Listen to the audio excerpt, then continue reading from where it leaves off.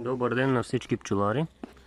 Искам да направя това клипче за един кошер от пчелина ми, който пчелите се държат странно, като треперят отгоре на летвичките. Това го наблюдавам от около може би един месец.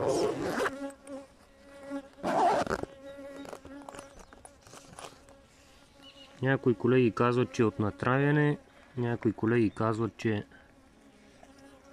от стари пчели. Едно потреперване на крилата и на цялото тяло, което според мен не е нормално. Ето това треперене на пчелата. Виждате ли тази пчеличка? Ето тази. Вижте как трепери, сякаш е натроена. Току-що ги напръсках с оксалова киселина, но и преди да ги напръскам се трепереха така. Преди една седмица съм извадил меда от слънчоглед. Днеска е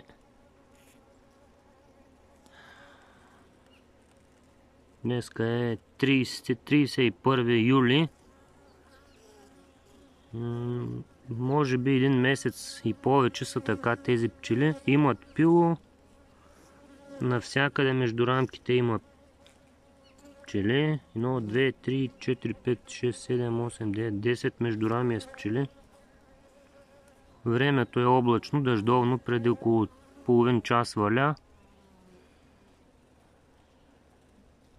Мисля, че това треперене е понамаляло. Първия път, преди един месец, като ги отворих, това треперене тук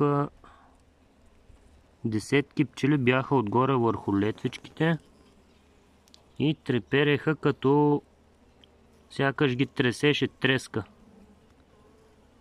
Сега мисля, че не е толкова видимо. Ето има едно акарче тук на една пчела. Значи добре, че съм ги напръскал с оксал. Ето на тази пчеличка има акар на гърба, ако го виждате. Точно зад дясното крило.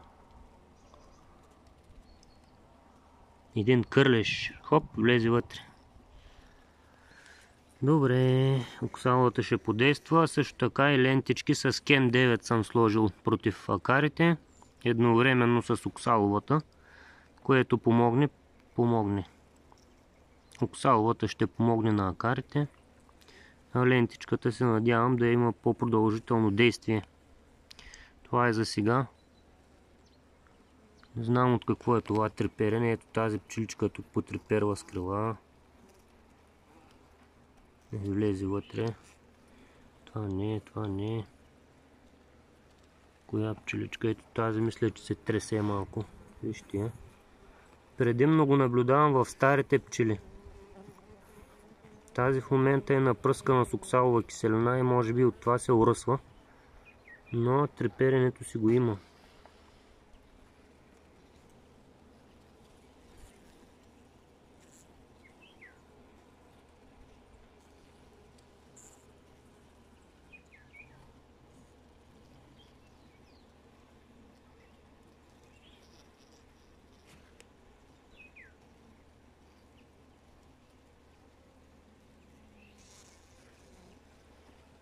Ето това треперене, вижте тази пчеличка как сякаш е пияна. Вижте как нехарактерно се поулюлява, сякаш ще падне всеки момент. Виждате ли как не върви нормално? Това не е от напръскването с оксалова киселина. Ето вижте тази колко е свежа, младичка, върви нормално. А тази, тя се вижда, че е сравнително по-стара, по-тъмна пчела, но не мисля, че треперят от старост. Защото това го наблюдавам още от преди месец, преди да извадя пашата, преди да извадя меда.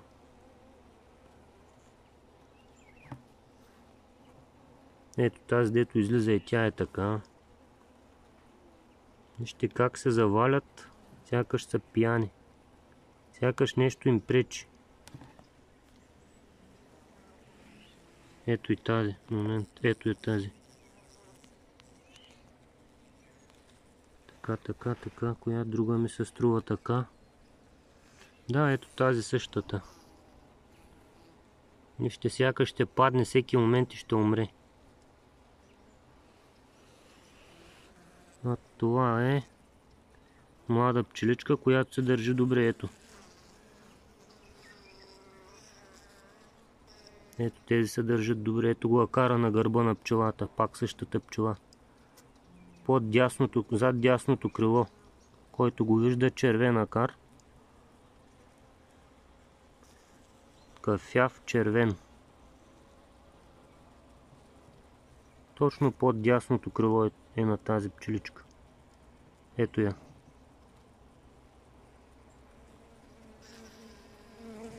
Сега ще се обърне и ще го видим. Ето го там. Точно под крилото. На гърба.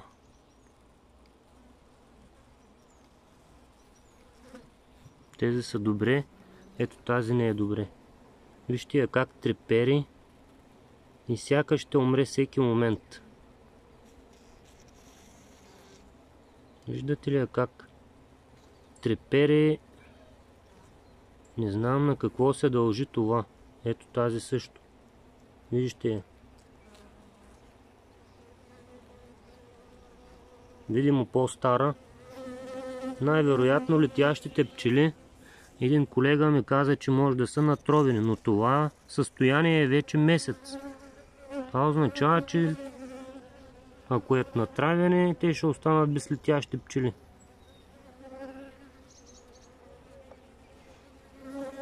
Ето, старите пчели предимно, т.е. летящите.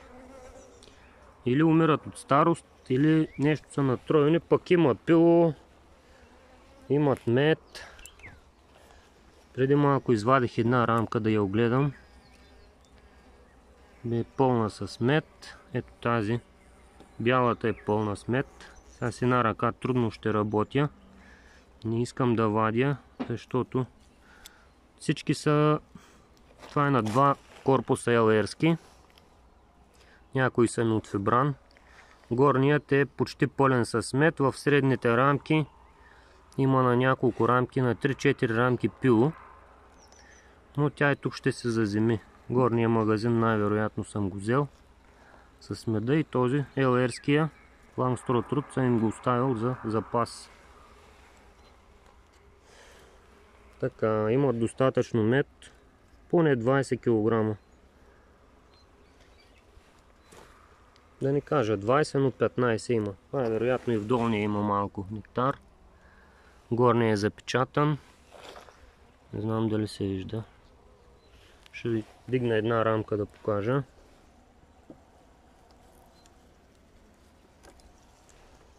Първо малко с повдигача.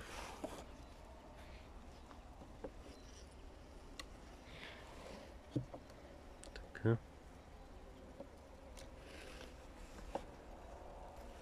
Да покажа колко мед имат, не са гладни.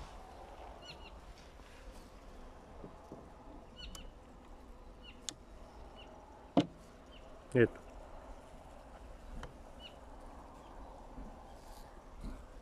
Долу всичко е залято. Тук има малко пило люпещо се.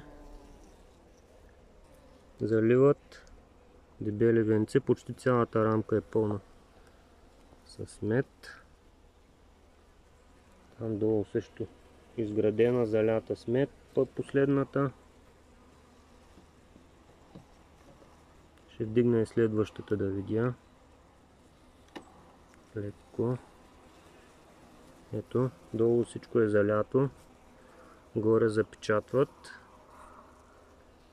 Държат се добре попитите, а тези стари пчели не знам защо така треперят. Малко притеснително. Така, нека да видя Ако мога да стигна до пило. Там в края имаше пило, тук най-вероятно няма, защото всичко е в мед. Но те малко по малко ще си освободят, ако майката иска да снася.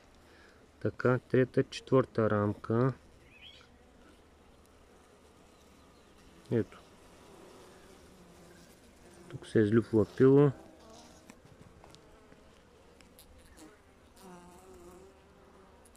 Няма яйца. Ето едно акарче тук. Се вижда на тази пчеличка, точно на средата на гърба е. Ето го. Червено акарче. Ту. Видяхте ли го? Червено акарче на пчелата в средата. Да. Значи има инвазия. Добре. Щом видях два акара на случайен принцип, значи днеска минавам всичките пчели с оксалова киселина. След 7 дни пак ще вдигна още една рамка. Искам да видя някъде яйца, за да не търся майката. Тук пак пило. Добре, има ларви. Пресни, новоизлюпени яйчеца. Добре, край. Тук има ларвички, пило прясно. И по края яйчеца с новоизлюпени ларви. Край. Няма повече да търся въобще майка. Имат пило, имат майка. Значи 1, 2, 3. На 3 рамки имат пило. Времето е адска суша. Не е валяло един месец. Днес заваля съвсем малко.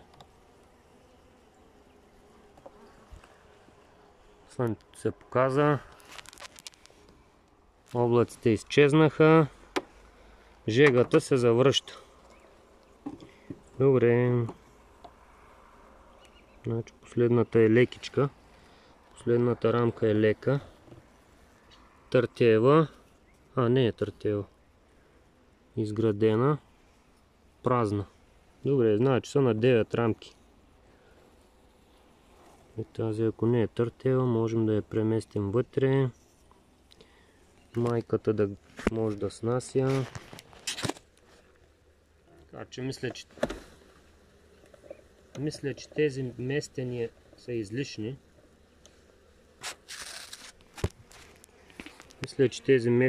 излишни. Освобождаване на място на майката и не знам си какво. Аз съм на принципа, че 1, 2, 3, ето тук ще я сложа. Ако пчелите искат майката да снася, ще й направят място да снася. Такива освобождавания на място мисля, че са излишни. Но да сложим една празна рамка вътре. Да видим какво ще направят до есента.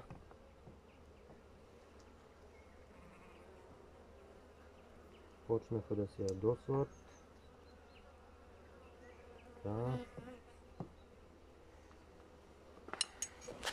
Това е за сега. Затварям. Дано да им мине това треперене.